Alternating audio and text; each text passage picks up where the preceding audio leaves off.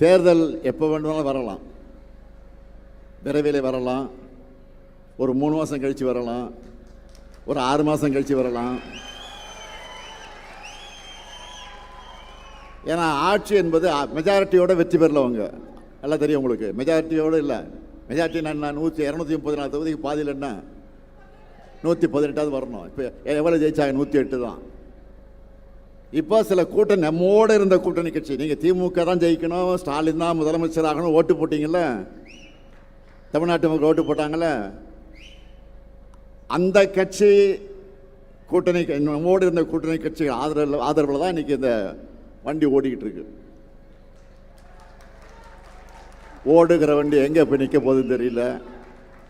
ஆனால் எது நடந்தாலும், எப்போ எது நடந்தாலும் நாம் ரெடியாக இருக்கணும். எந்த நேரத்தில் தேர்தல் வரலாம், எந்த சூழ்நிலை வரலாம், 100% நம்ம ரெடியாக இருக்கணும். எனவே கழகத்தினுடைய வெற்றிக்கு இந்த நிமிஷத்திலிருந்து உழைக்க தொடங்குவோம், பாடுபடுவோம், பணியாற்றுவோம் என்ற உறுதி எடுக்கிற நிகழ்ச்சியாக இந்த நிகழ்ச்சியை நான் பயன்படுத்திக் கொள்ள விரும்புகிறேன்.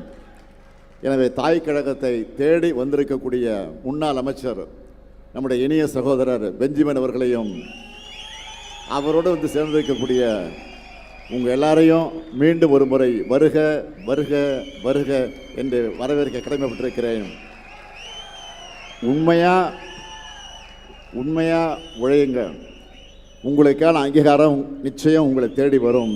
நன்றி, வணக்கம்.